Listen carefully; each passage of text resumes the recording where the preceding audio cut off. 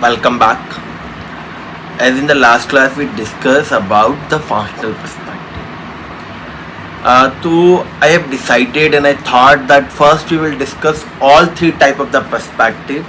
After that, we will discuss the scholars related to particular perspective. So after functional perspective or structural function perspective, today we will going and discuss and understand the conflict perspective, which is second most important lens, attitude and way of approaching in sociology. आप सभी का मेरे YouTube channel पे स्वागत है. हमने पिछले class में जैसे संरचनात्मक प्रकार्य परिप्रेक्ष्य का अध्ययन किया, तो समाजशास्त्र के तीन प्रकार परिप्रेक्ष्य होते हैं जो हमने समाजशास्त्र परिप्रेक्ष्य वाली कक्षा में उन तीनों का अध्ययन और समझ आपस में साझा की. मैंने ये सोचा और डिसाइड किया कि एक फंक्शनल पर्सपेक्टिव को उसके थिंकर से अंडरस्टैंड करने से पहले हम सोशियोलॉजिकल पर्सपेक्टिव समाजशास्त्रीय परिप्रेक्ष्य के तीनों जो धारा हैं उनका अध्ययन करते हैं. उसके बाद किसी एक धारा से संबंधित समाजशास्त्री और वैज्ञानिकों के बारे में जानने का प्रयास करेंगे.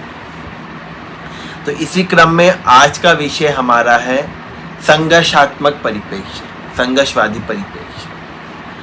Conflict perspective it originated in the counter or against the functional approach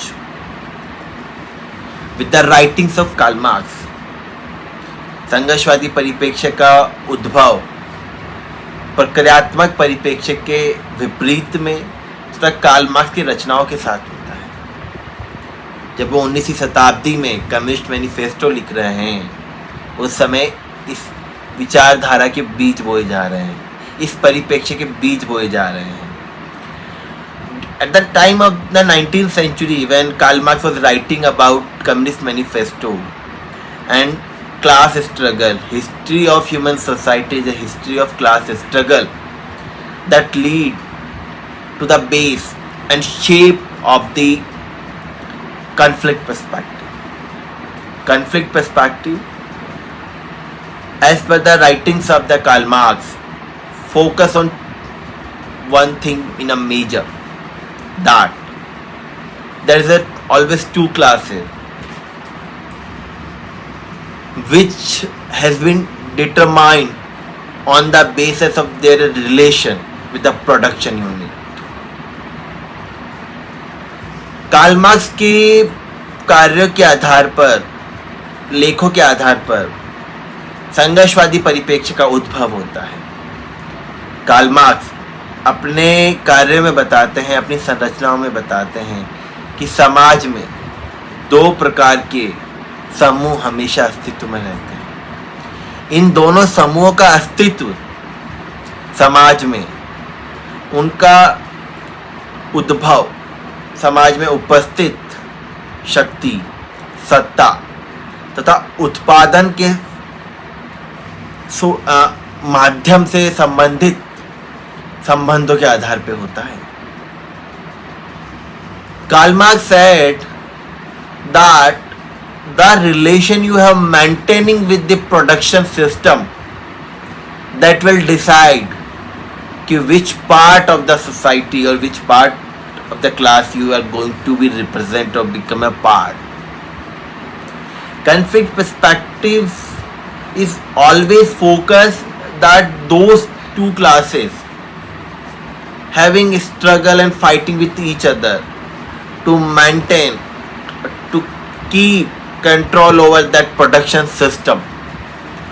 संघर्षवादी परिप्रेक्ष्य में बताया जाता है कि कार्ल मार्क्स के अनुसार समाज में दो समूहों का अस्तित्व आता है, लेकिन वो किस प्रकार से आता है, जब उत्पादन से संबंधित उन दोनों समूह की किस प्रकार के संबंध हैं और उन संबंधों को अच्छे बनाए रखने के लिए उस उत्पादन की सामग्री पर अपना अस्तित्व स्थापित करने के लिए दोनों समूह आपस में एक दूसरे से संघर्ष करते हैं. It shows that conflict and competition is inherent. ये बताता है कि संघर्ष और प्रतियोगिता समाज का अभिन्न और इनहेरेंट हिस्सा है जिसे आप उससे अलग नहीं कर सकते हैं. That's why Karl Marx has gave a famous quote: "History of the human society is a history of class struggle." He said, मानव समाज का इतिहास ही संघर्ष का इतिहास है. मतलब समाज में जब भी आप किसी भी इतिहास के किसी भी समाज को उठा के देखेंगे तो आप पाएंगे कि वहाँ पे दो समूह हैं, दोनों समूह आपस में एक दूसरे से संघर्ष कर रहे हैं, आपस में प्रतियोगिता कर रहे हैं. Karl Marx mainly focus on the conflict and he discuss about the competitions between bourgeois and proletariat. Bourgeois who own the units of production, means of production, and proletariat, working class, who is means of production, working for that, who is doing hard work for producing the things. So bourgeois and proletariat have their own understanding, they have their own relation, they are working, but bourgeois are getting too much benefit out of it, and that's why they need bourgeois are getting too much benefit out of the production. That's why they always make sure that proletariat seems or understand that it is their nature, it is their faith, or it is their luck. They have to do the hard work without getting much benefit out of it. For that, bourgeois use all the possible means that you are the part of this system and you have to be act like in a particular scenario. Karl Marx के अनुसार जो पूंजीवादी वर्ग है वो समाज में उपस्थित हर उस स्थिति का, परिस्थिति का, सामग्री का, समूह का, विचारधारा का और हर उस संस्थान का प्रयोग करता है जिसके माध्यम से वो ये बता सके कार्यकारी वर्ग को कि आपका भाग्य, किस्मत, नसीब और आपका लेखा जोखा है जिसमें आपको इतना सारा काम करना है और जिसके विपरीत में आपको आपके कार्य के अनुसार शेयर भी नहीं मिल पाएगा, हिस्सा भी नहीं मिल पाएगा. After some time, Karl Marx ideology get failed because Karl Marx in his writing discuss there are 5 phases in the human history, in which first primitive communist, everyone is living in the forest, they are having their own task. In the second phase, hunting and gathering society, one section is hunting and collecting the meat and second section is staying at home and doing the job. In that one section is hunting and gathering, second is providing the security. So that section which is providing some more security, they have a more right over the meats which is hunted and collected by the hunting and gathering people. After some time both this group have conflict and next phase come which is called agricultural. वहाँ पे labour है, सब Surf है. फिर आ गया आपका estate model. तो estate model के अंदर क्या हुआ, लॉर्ड्स हैं, उनके स्लेव हैं, स्लेव वहाँ पे उनके लिए काम कर रहा है, लॉर्ड्स एंजॉय कर रहे हैं. नेक्स्ट पार्ट आता है आपका कैपिटलिस्ट सोसाइटी और called in a modern society. यहाँ पे capitalist are enjoying where they have a control over the production units and bourgeois or working class is doing hard work to survive. He said after this modern or contemporary social system, there will a communist class will emerge. Communism itself, where this difference will be get left. This difference will not be there. So everyone will come on an equal part. But with the disintegration of USSR, this come to know the world that this is completely a illusion. Karl Marx was correct in the last 4 stages, but he have postulated 5th stage, which never come in reality. So he failed. Then modern, we can say post-Marxist or contemporary Marxism came into existence, and that which make conflict perspective more brighter, more broader. Karl Marx के अनुसार मानव समाज की 5 स्थितियां रही हैं। 5 में से 4 स्थितियों में वो सही थे, जहाँ पे 2 समूह वो अच्छे से बता पाते हैं और उनके बीच में संघर्ष होता है और एक नया समाज का उत्पत्ति होती है।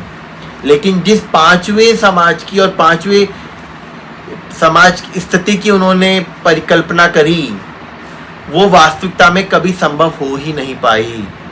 जब सोवियत संघ का विघटन होता है 1991 में, उसके बाद में जब बहुत सारे नए राष्ट्र उभर कर आते हैं, तो पूरे विश्व के सामने ये आ जाता है कि कार्ल मार्क्स का जो विचारधारा थी, जो उनका विचार था कि 5वां समाज आएगा, ऐसा जिसे कम्युनिज्म का उन्होंने नाम दिया था, वो कभी संभव ही नहीं हुआ पाया।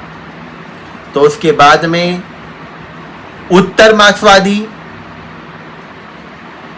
विचारधारा का उद्भव हुआ, जिसने संघर्षवादी परिप्रेक्ष्य को बहुत ज़्यादा फैला दिया और एक्सपांड कर दिया। तो इन अ मॉडर्न कॉन्फ्लिक्ट पर्सपेक्टिव और post Marxist conflict perspective, coming from a 2 point of view. One, agency based, another social structure based. Agency, or what we call humanist in a true sense, which was focused by the Antonio Gramsci, and structural based Louis Althusser. Antonio Gramsci said that human behavior, human agencies, through all the possible means of dominance, control the mechanism, control the nature for the upper section. उत्तर मार्क्सवादी विचारधारा के अनुसार संघर्षवादी परिकल्पना में, परिप्रेक्ष्य में 2 विचारधारा, 2 एक समूहों का उद्भव होता है, जिसे एक मानवीय मार्क्सवादी कहा जाता है, जिसका उद्भव और जिसका विकास का श्रेय जाता है एंटोनियो ग्राम्सी को। एंटोनियो ग्राम्सी के अनुसार जो ये संरचनाएं हैं, जो मानवीय समूह हैं, चाहे वो सिविल सोसाइटीज है, चाहे वो विचारधारा है, ये निर्धारित करती है कि एक विशेष समूह का जो ऊपरी समूह है, उसका अस्तित्व, उसका प्रभुत्व हमेशा बना रहे। सेकंड, लुइस अल्थुसर ने लिखा स्ट्रक्चरल मार्क्सवादी, जिसे संरचनात्मक विचार संघर्ष कहते हैं, मार्क्स संरचनात्मक मार्क्सवादी परिप्रेक्ष्य कहते हैं। इसके अनुसार समाज में उपस्थित सभी संरचनाएं किस प्रकार से कार्य करती हैं, किस प्रकार से अपना अस्तित्व बनाए रखती हैं, वो निर्धारित करती हैं कि एक विशेष समूह हमेशा ऊपरी स्तर पे रहे। तो उसके लिए हमें जानना होगा, हमें देखना होगा कि जो समाज में जो उपस्थित संस्थानें हैं, संरचनाएं हैं, उनका उद्भव कैसे हुआ, उनका कार्य प्रणाली किस प्रकार का है, और वो ये बताती हैं कि वो ऊपरी समूह जो प्रिविलेज सेक्शन है को ही अधिक समर्थन व्यक्त करती हैं। Louis Althusser in the structural Marxism point of view says that for understanding the conflict and competition and the dominance of particular privileged group, you need to understand the origin, the functions of the structure or unit which are existing or working in the society. Then you will come to know that their origin itself is in such a manner that it is going to support or promote a particular section of the society which is elite group, privileged group and advantage group. तो संघर्षवादी परिप्रेक्ष्य के अनुसार दो चीजें समाज में हमेशा होती हैं। पहला, यहाँ पे दो ग्रुप होंगे, दो समूह होंगे। दूसरा कि संघर्ष और प्रतियोगिता समाज का आंतरिक व्यवहार है। ऊपरी समूह हमेशा समाज में उपस्थित हर संस्थानों का, हर समूह विचारधाराओं का, हर प्रकार का इस प्रकार से प्रयोग करता है कि वो उसको आप उसी के प्रभुत्व को बनाए रखने के लिए सहायक बने। तीसरी चीज इसमें कि जब भी परिवर्तन आएगा, सामाजिक परिवर्तन, वो बहुत उसके संघर्ष के साथ और युद्ध के साथ और रेवोल्यूशनरी विद्रोह के साथ आएगा। क्योंकि जो निचला समूह है, जो दबा हुआ समूह है, वो जब तलवारों को उठाएगा अपने हाथों में, जब उसे ये महसूस होगा, जब उसे ये पता चलेगा कि उसका कितना शोषण हुआ है, उस शोषण के विरोध में जब अपनी आवाज़ खड़ी करेगा तो वो विद्रोह होगा। तो समाज की संरचना अचानक से परिवर्तित हो जाएगी। In a conflict perspective, three things always remain there. First, that there is always two sections, upper and lower, and society will divide it accordingly to that. Second, that competition or conflict is inherent in nature of the human society, that will remain always as a part of the system. Third, social change and revolution. Social change comes through the revolution itself, because privileged section never allow the disadvantaged group to benefit themselves out of the system. So when the deprived section realize that their exploitation was taking place, so they will revolt against the system, and for that they will use the sword, or it will come with a bloodshed, and society will face a large scale demolition, destruction. The biggest example, Russian Revolution 1919, which is the outcome of Communist Manifesto written by the Karl Marx. And Karl Marx wrote the Communist Manifesto for England, Manchester itself, but it has shown the impact in Russia, because there were two clear-cut classes. Fourth, I want to add, conflict perspectives, the ideas of revolution of conflict perspective can succeed only when there is a clear-cut two classes. If there is a middleman, middle range people are working there, then conflict perspectives idea of revolution will never come to in ground.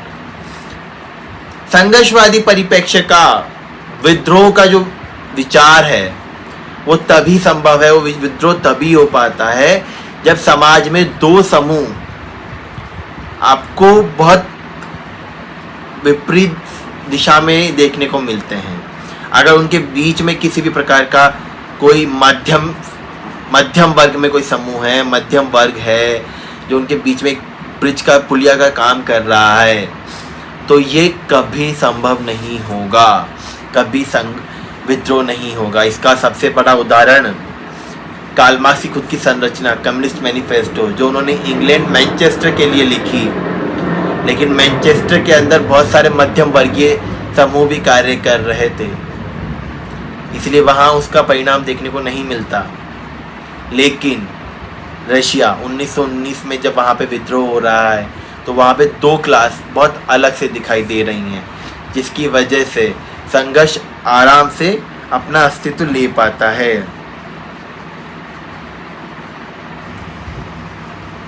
आज के समय में तीन अलग अलग conflict theories का दबदबा है, पर बोलचाल में ज़्यादा है। पहला रॉल्फ डेरेवडोव का।